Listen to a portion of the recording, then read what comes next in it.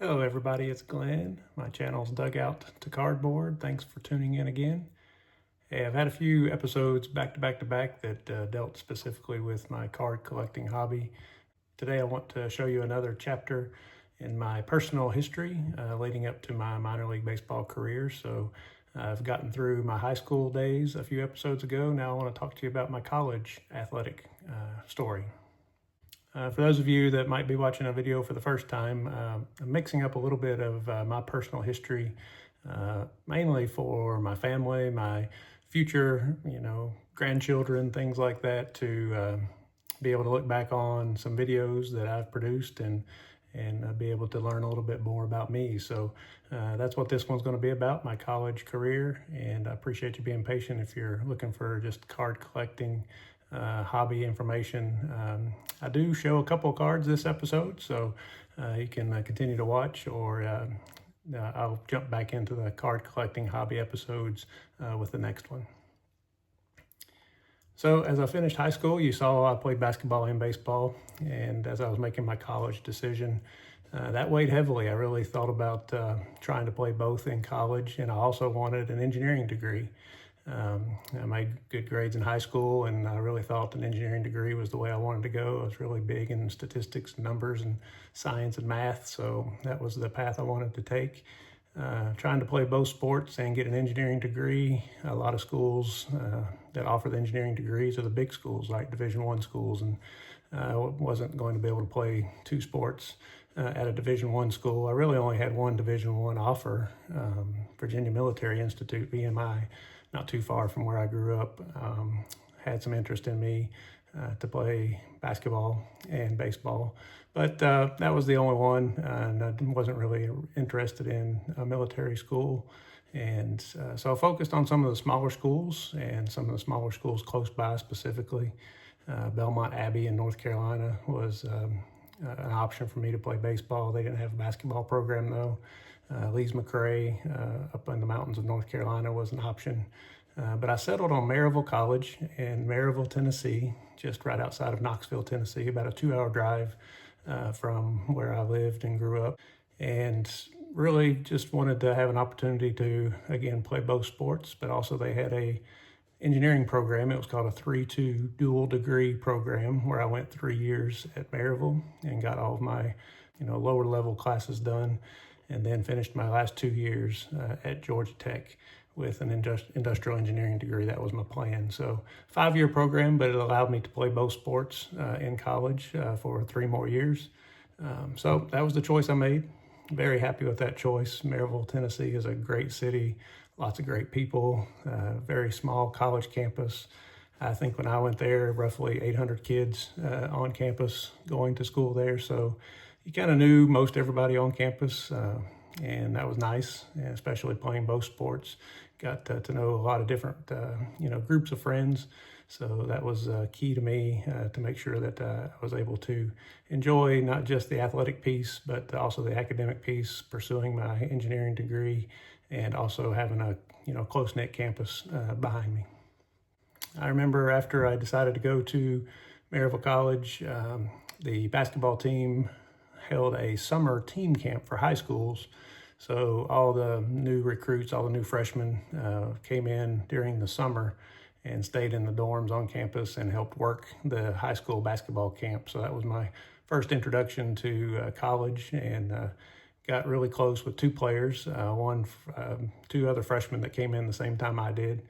Keelan Mark from Gary, Indiana, and Kenyon Lacey from Jeffersonville, Indiana. And all 3 of us kind of hit it off and became close friends. And that was key to jump-starting my college career with a good solid group of friends, as well as the basketball team, getting to know each other. So I had a great summer leading up to my freshman year. Freshman year in basketball, I was fortunate enough to be on the varsity team. They did have a junior varsity team as well for a small Division III school. But I was 6th man, first person off the bench for the basketball team, and got a lot of playing time. Actually had a game pretty early in the year where I got to start for an injured player. The person ahead of me was injured for a game, so I got to start. And I think I scored 23 points, something like that. So kind of my coming out party as a freshman, and Scoring wasn't my forte. I was more of a block shot, rebounder, good defender guy. I was normally a 10-point game average, nothing spectacular. But freshman year we went 17-7 and had a good season. Did not make the postseason, so I started to get ready for baseball and playing two sports in college. Obviously, I was late getting to the baseball field since basketball season was still going on when baseball started. So I was always kind of behind the eight ball a little bit as the season started for baseball. But I would always, I would say be in good shape, basketball shape-wise, but my arm wasn't ready to pitch right away. So it was a little slow start every year for my baseball seasons. My freshman year of baseball, didn't get to pitch a whole lot. Pitched a handful of games, had one complete game. So again, as a freshman, I wasn't expecting a whole lot of contribution, but I was happy to be able to contribute what I did. We had a lot of rainouts that first year, so a lot of our games ended up not getting canceled. I think we only played somewhere in the 25 game range, something like that. Pretty small number of games for a college season. Sophomore year, I moved into the starting lineup in basketball as a power forward. We had a great team for a Division III school. Maryville College had some great teams, not just when I was there, but even since then, they've had some great teams. We were very strong at home. We went 22-5 my sophomore year, had a great season, made it to the NCAA tournament. Division III does a very similar tournament as the Division I, March Madness. So we made it to the tournament as a sophomore in my sophomore year. And we lost at home, though. Got to host the first round. We lost to a team, Washington, out of Missouri, Washington University out of Missouri. So that was our first home loss that I'd had. Didn't lose any home games in my freshman year. And that was the only home loss we had my second year there. So very good home court advantage. Had a great crowd, great students that backed us, and our families and parents were there. So we had a great home court advantage. Again, moving into baseball, my sophomore year, obviously got out late again. The team had already played a few games before I joined the team, but I moved right into the starting rotation. We went 19-17 that year, pretty average, 500 type season. And I had 5 wins and 3 losses as one of the top pitchers on the team, but continuing to get better and better. And again, after my slow starts with basketball, trickling over into the baseball season, I was always hitting my stride as the season went on. Junior year, so if you remember, my plans were on a 3-2 program, so I was only planning on being at Maryville for 3 years. So this was my junior year, but most everybody realized this was my last year there. And we'll talk more about that as I end this video about some decisions I needed to make at that point. But third year basketball was a year everything came together. We had 4 starters back from my sophomore year, including myself. We had a very strong team. Again, some of the best athletes, especially for a Division III school. We ended up started the year in 7th in the nation, nationally ranked. We went 23-3. Again, did not lose any games at home during the regular season, and had the #1 seed in the South region going into the NCAA tournament. So great season, still to this day. I know still talked about as one of the best seasons Maryville College basketball teams have had. We got to host the round of 32 and the round of 16 and the round of 8 in the NCAA tournament. So as long as we won, we were going to be able to play at home until we made it to the Final Four. First game, played one of our arch rivals, Ferrum out of Virginia. Great team, always fast-paced team. Had some great battles with them while we were there at Maryville College in all sports, but basketball, they were really good. We beat them 94-92 in the round of 32, so very fast-paced, hectic game, but we pulled out a win. That put us in the Sweet 16. Again, get to play at home. We played Illinois Wesleyan, another strong team. We ended up winning another 2-point game, 73-71. And that put us in the Elite 8, playing at home. Haven't lost at home, only 1 game in 3 years, and played Wisconsin-Platteville. Wisconsin-Platteville is a perennial power in Division III. We were just up and coming and making our mark in Division III as this year progressed on. But Wisconsin-Platteville was always one of the top teams. I think probably always continued to be one of the top teams in Division III. Just a great program. We took them to overtime, but we fell in overtime 87-83. Again, just my second loss at home with the basketball team in my 3 years there. So that was devastating. We were hoping to, make it to the Final Four and get a chance to play for the national championship, but fell a little short. But just a tremendous team that we had. These pictures I'm showing will definitely give you some glimpses as to, the team and my teammates, and just had an incredible team and a set of coaches, and just had a wonderful time in basketball there at Maryville College.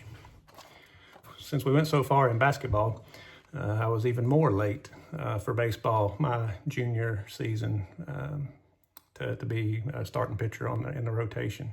So the team was already, I think, 5-3 when I joined. They'd already played 8 games. Obviously, I already had all the preseason workouts and scrimmages, and it was already 8 games into the season.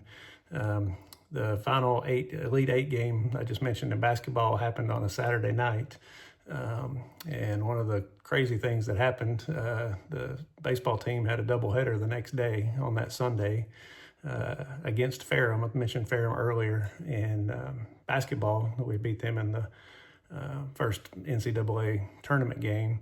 Ferrum baseball was ranked nationally number 2 in the nation. They had 2 players that would go on to play Major League Baseball.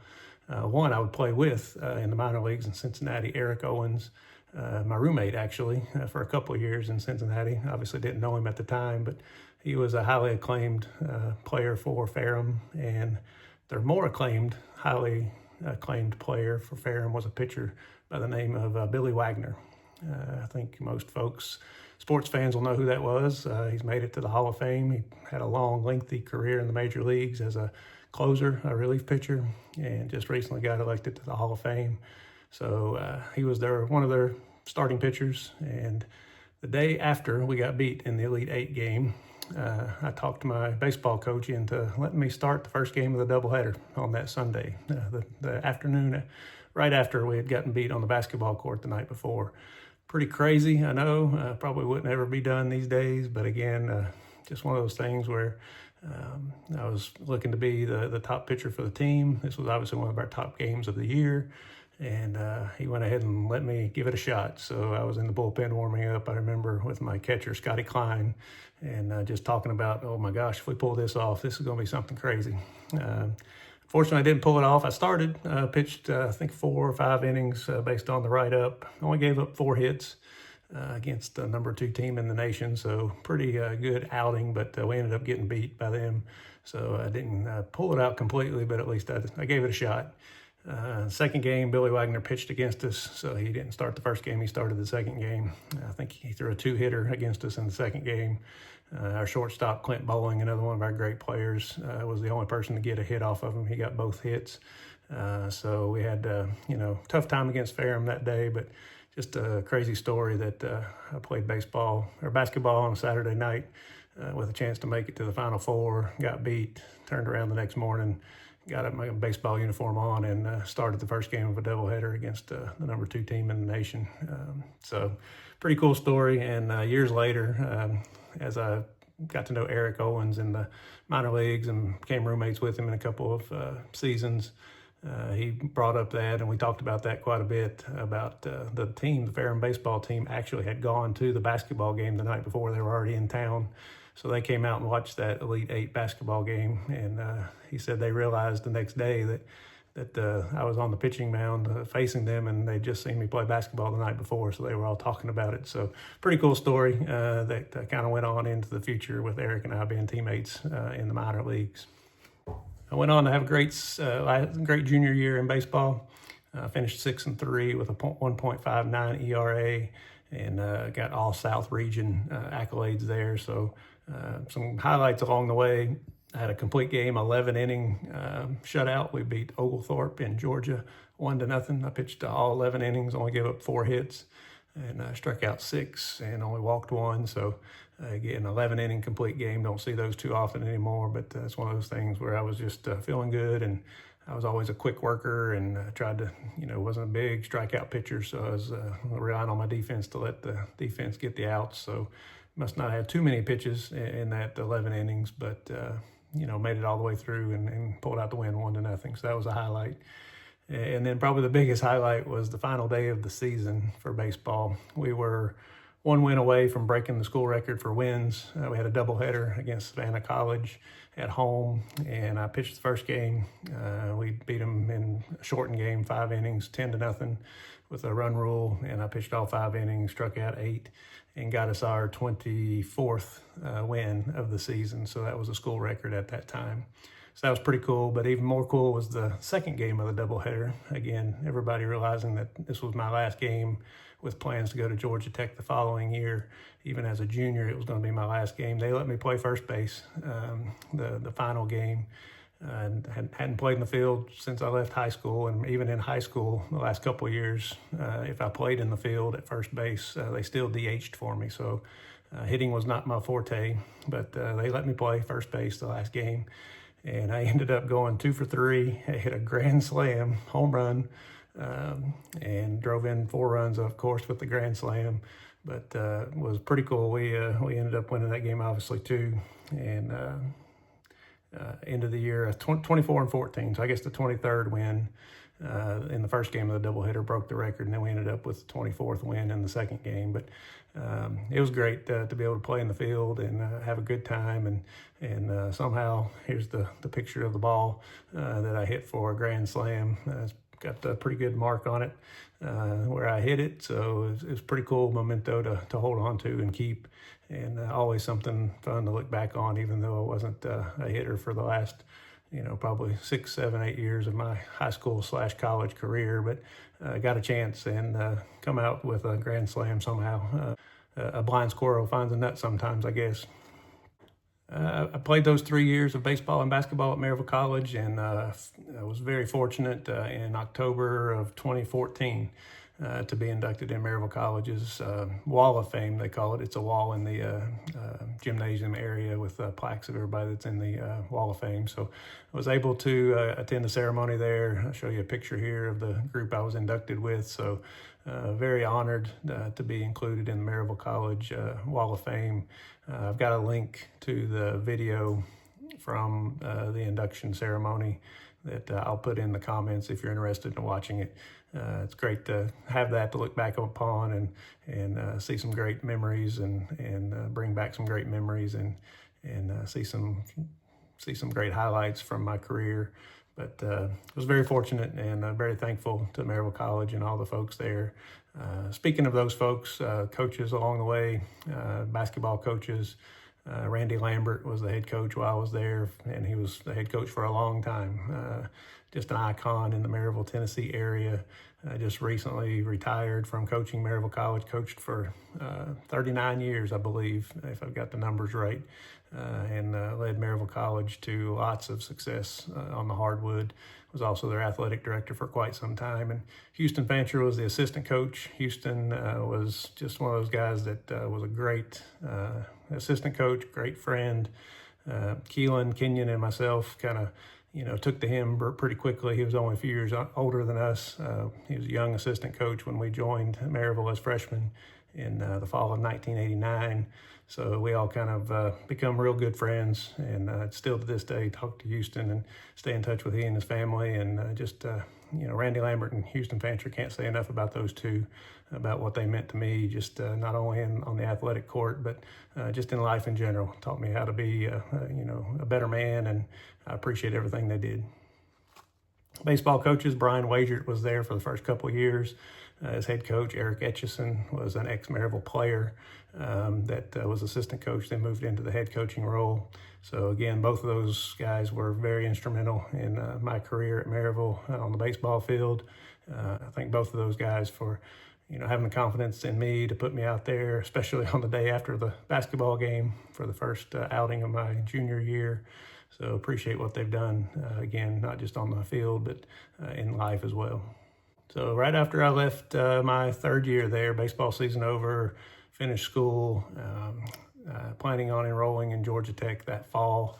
I got some heartbreaking news. I was staying with my mom that summer, working in Charleston, South Carolina, just getting ready for school to start in the fall, and got a call from Randy Lambert, head coach from basketball, and informed me that one of my best friends, Kenyon Lacey, had passed away. He was heading into his senior year. We came in together, as I mentioned. He was playing pickup basketball in his hometown in Jeffersonville, Indiana, and had a serious heart problem and passed away. So terrible news. And obviously a bunch of us reconvened back in Maryville and drove up to Jeffersonville for the services, and just unbelievable. So I want to share some pictures and some thoughts here of Kenyon. My first pet I ever had, I named Kenyon after I got a little bit older and I got out on my own and had a job and got a pet. One of the cats I had, I named him Kenyon. So just some great memories of him. Definitely a person taken way too soon. Just one of those guys that was just a tremendous person, tremendous individual, and think of him often. So I appreciate you joining in today to go through my college career. And what I'll do is I'll end with that. There is a couple of steps that happen next, but I'll kick off one of the future episodes with the beginning of my minor league baseball career and some of the decisions I had to make between possibly going back to Maryville for my last year. That was an option that was on the table for me. Or I could have enrolled at Georgia Tech and started my last 2 years of my 3-2 engineering program. Or there was a third option that obviously, you know what happened. I ended up playing minor league baseball, so that came up within about a week or two after Kenyon's death. So I'll stop here today, and we will pick up on that the next time I pick up on my personal journey. But again, appreciate everybody for tuning in. Definitely know it takes time to watch some of these. Would love comments, love interacting with folks on the comments down below. And we'll catch you next time on the Dugout to Cardboard.